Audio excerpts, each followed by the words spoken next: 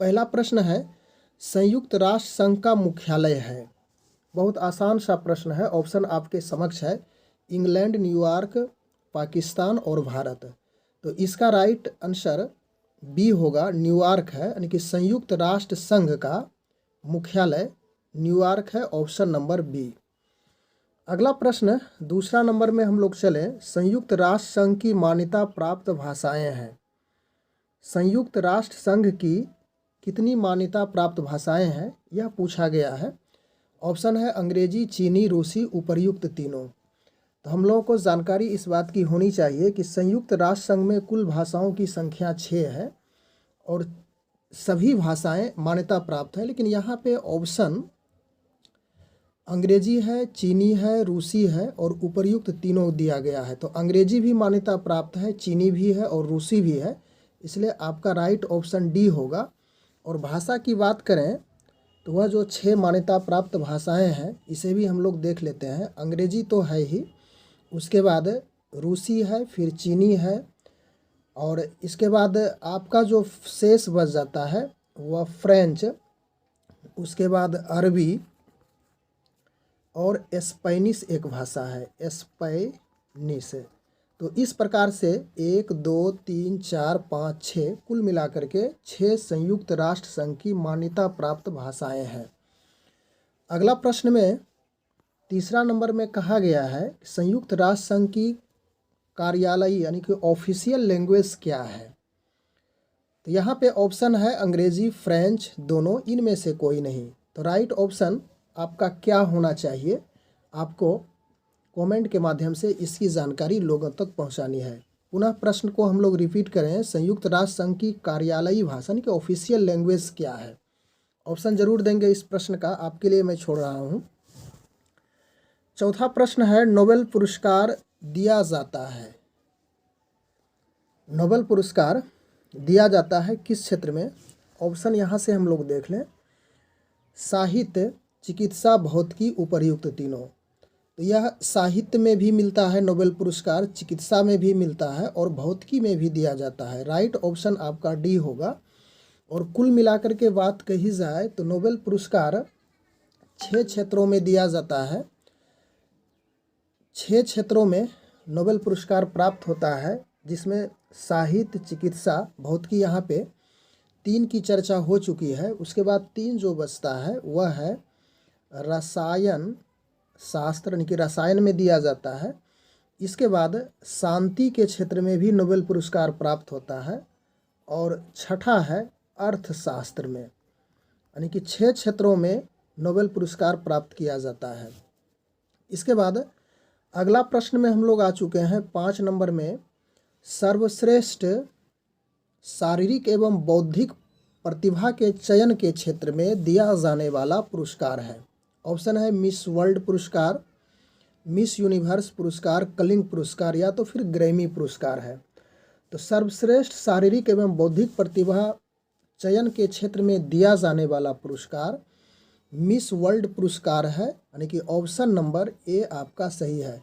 Miss universe की बात करें तो यह पुरस्कार सर्वश्रेष्ठ बहुमुखी, यानी सर्वश्रेष्ठ बहुमुखी सौंदर्य एवं प्रतिभा चयन के क्षेत्र में दिया जाता है। इसके बाद नेक्स्ट क्वेश्चन की हम लोग चर्चा करें, दक्षेस सार्क का मुख्यालय है।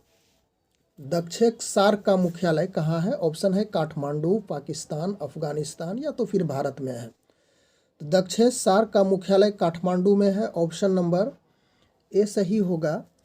अगला प्रश्न है 7वां नंबर, दक्षेस सार्क के सदस्य देशों की संख्या कितनी है, यह पूछी गई है।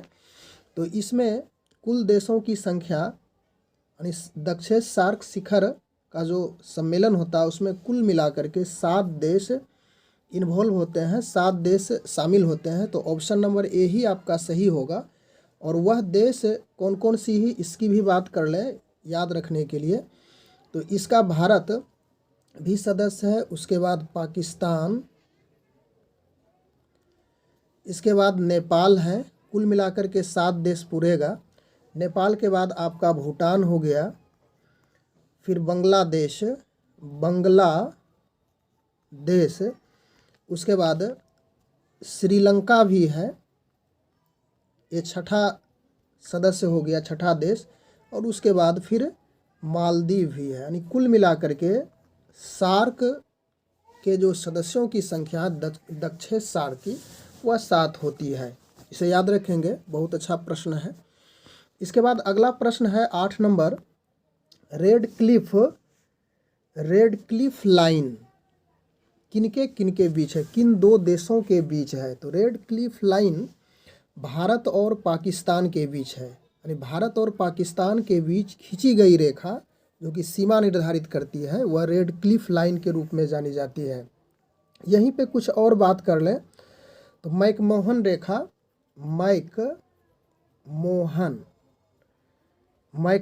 रेखा यह भारत और चीन के बीच स्थित है। भारत और चीन के बीच स्थित है, इसे भी याद रखेंगे।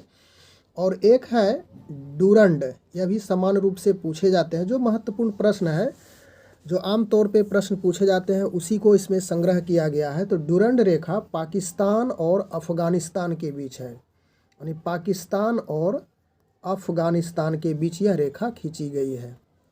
अगला प्रश्न में हम लोग चलें 9 नंबर में, भारत का राष्ट्रीय स्मारक है। यानी भारत का राष्ट्रीय स्मारक क्या है यह पूछा गया है। ऑप्शन है इंडिया गेट, ताजमहल, कुतुब मीनार, राजघाट। तो भारत का राष्ट्रीय स्मारक के रूप में ताजमहल को जाना जाता है। Option number is correct. इसके बाद 10 नंबर प्रश्न है, भारत का राष्ट्रीय प्रतीक है। भारत का राष्ट्रीय प्रतीक क्या है यह पूछा गया है। इसमें है अशोक चक्र, चांद तारा, कंगारू, वाटर लिली। तो भारत का राष्ट्रीय प्रतीक अशोक चक्र है, ऑप्शन नंबर ए होगा। और चांद तारा की बात करें तो यह पाकिस्तान का है, पाकिस्तान का राष्ट्रीय प्रतीक है। उसके बाद कंगारू की बात की जाए तो यह ऑस्ट्रेलिया का राष्ट्रीय प्रतीक है, ऑस्ट्रेलिया। उसके बाद वाटर लिली की भी बात कर लेते हैं, यह बांग्लादेश का राष्ट्रीय प्रतीक है। अगला प्रश्न है, यहाँ से हम लोग कृषि विज्ञान से संबंधित जो महत्वपूर्ण प्रश्न है उसकी चर्चा करेंगे। बिहार में सबसे पहले कृषि अनुसंधान संस्थान तथा प्रशिक्षण केंद्र कहाँ खोला गया है। तो इसका ऑप्शन यहाँ से हम लोग देख लें, पूसा, उसके बाद बरौनी, भागलपुर और सबौर है। तो इसका राइट आंसर पूसा होगा। यानी कि पूसा या समस्तीपुर में है, समस्तीपुर। और इसकी स्थापना 1904 ईस्वी में की गई थी, जो कि बिहार का पहला है। अगला प्रश्न है, कृषि के प्रकार नहीं है। यहाँ पे कृषि के प्रकार की चर्चा की गई है। सघन कृषि यह तो है ही, उसके बाद रोपण कृषि यह भी है, विस्तृत कृषि यह भी है, लेकिन शीत कृषि यह कृषि के प्रकार यानी कि एग्रीकल्चर का जो टाइप्स है, शीत कृषि को नहीं लिया गया है। ऑप्शन नंबर डी सही होगा। इसके बाद अगला प्रश्न है, एस्प्रिन की गोली बनती है। एस्प्रिन की गोली किससे बनाई जाती है यह पूछा गया है। तो यहाँ पे ऑप्शन है सर्पगंधा, वेसिका, लहसुन, इसबगोल। तो आपका राइट ऑप्शन ए होगा, यानी कि सर्पगंधा से एस्प्रिन की गोली बनाई जाती है। अगला प्रश्न है 14 नंबर, अम्लीय मृदा का पीएच मान। तो यहाँ पे अम्लीय देखिए दिया हुआ है, स्पष्ट है कि इसका पीएच मान 7 से कम होगा। यानी कि 7 से कम हो जाएगा पीएच मान, इसको इस तरह से लिखिए, 7 से कम हो जाएगा पीएच मान, तो यह अम्लीय मृदा कहलाती है। तो ऑप्शन ए ही आपका सही है। 7 से कम पर अम्लीय होता है, 7 से अधिक होने पर वो क्षारीय हो जाता है, और 7 के बराबर रहे तो वह उदासीन विलयन कहलाता है। अगला प्रश्न है 15 नंबर में हम लोग आ चुके हैं, किस मृदा में लोहे की अधिकता होती है, यानी कि आयरन की अधिकता पाई जाती है, किस मृदा में। तो लाल मृदा, काली मृदा, पर्वतीय मृदा या तो फिर नमकीन मृदा है। तो इसका राइट ऑप्शन आपका ए होगा, लाल मिट्टी में, लाल मृदा में लोहे की यानी कि आयरन की अधिकता पाई जाती है, इसी कारण से यह मिट्टी लाल दिखती है। उसके बाद 16 नंबर प्रश्न में हम लोग आ चुके हैं, भारत की सबसे उपजाऊ मिट्टी है, यानी कि किस मिट्टी में सबसे अधिक फसल उगाए जाते हैं, इसकी बात कही गई है। तो लाल मिट्टी, जलोढ़ मिट्टी, लेटेराइट मिट्टी, नमकीन मिट्टी। तो इसका राइट ऑप्शन बी होगा, यानी कि जलोढ़ मिट्टी, यानी जल के द्वारा जो मिट्टी एक स्थान से दूसरे स्थान तक ले जाई जाती है वही जलोढ़ मिट्टी होती है, और इसमें फसल भरपूर मात्रा में उगाई जाती है। इसके बाद नेक्स्ट क्वेश्चन में हम लोग आ चुके हैं, ऋतुओं के आधार पर फसलों का वर्गीकरण किया गया है, यानी कि ऋतु के आधार पे, सीजन के आधार पे फसल का वर्गीकरण, खरीफ, रबी, जायद, उपर्युक्त तीनों। तो तीनों इसका सही ऑप्शन है, खरीफ, रबी, जायद। लेकिन ऑप्शन जो आपका सटीक है वह डी नंबर ही होगा, क्योंकि उपर्युक्त तीनों दिया गया है। अगला प्रश्न है 18 नंबर, कार्बनिक उर्वरक हैं। दो ऑप्शन नीचे भी दिया हुआ है, हम लोगों का इसी में उत्तर मिल जाएगा। कंपोस्ट एक कार्बनिक उर्वरक है, ऑप्शन नंबर ए सही है। 19 नंबर प्रश्न, एक वर्षीय फसल है, यानी कि एक वर्षीय फसल कौन सा है? गेहूं, धान, ज्वार, उपर्युक्त सभी।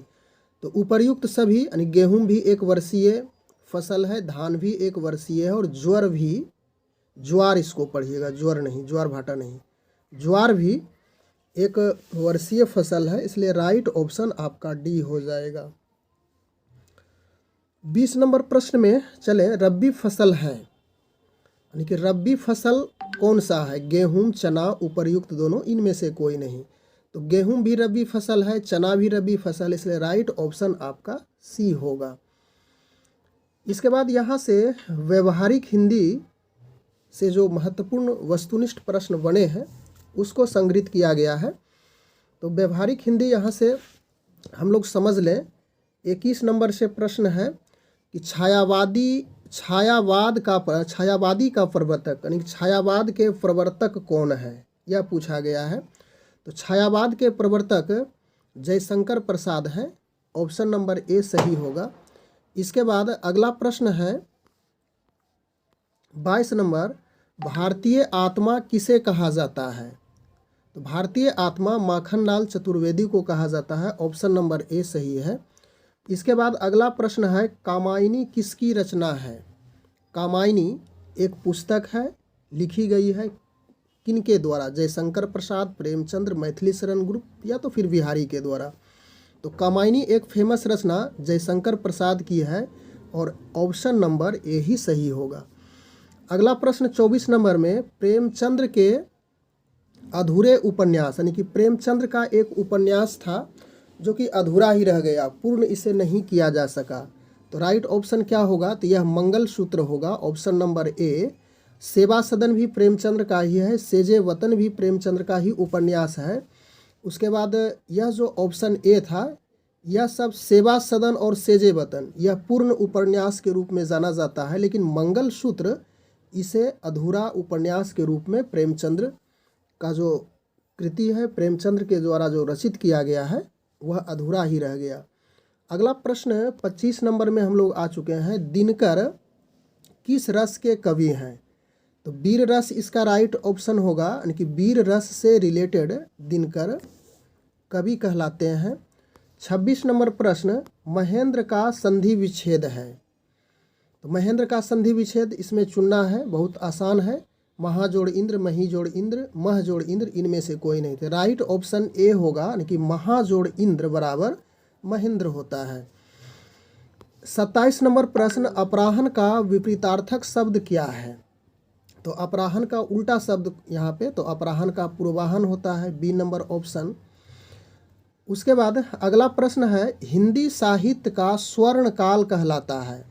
हिंदी साहित्य का स्वर्ण काल कौन सा कहलाता है? तो भक्ति काल, क्रांतिकारी काल, दोनों, इनमें से कोई नहीं। तो भक्ति काल को हिंदी साहित्य का स्वर्ण काल माना जाता है, भक्ति काल को हिंदी साहित्य का स्वर्ण काल माना जाता है, ऑप्शन नंबर ए सही है।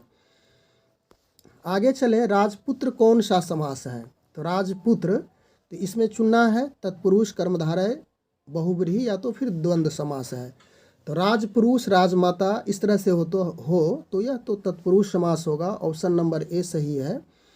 अगला प्रश्न में हम लोग चले, रश्मि रथी किसकी रचना है? रश्मि रथी किसके द्वारा लिखा गया है? तो यह रामधारी सिंह दिनकर के द्वारा रचित रश्मि रथी है और इन्हीं के द्वारा यह लिखा गया है। तो ऑप्शन नंबर ए सही होगा। इसके बाद यहाँ से कुछ इतिहास से आदर्श वस्तुनिष्ठ प्रश्न को समाहित किया गया है, इसे भी हम लोग देख लेते हैं। 31 नंबर से, गुलाम वंश का संस्थापक था। दिल्ली सल्तनत से रिलेटेड इतिहास से यह प्रश्न है। तो ऑप्शन है इल्तुतमिश, कुतुबुद्दीन ऐबक, बख्तियार खिलजी, आराम शाह। तो गुलाम वंश का संस्थापक कुतुबुद्दीन ऐबक था। ऑप्शन नंबर बी सही है। आगे प्रश्न है 32 नंबर, भारतीय इतिहास में पागल सनकी के नाम से किसे जाना जाता है?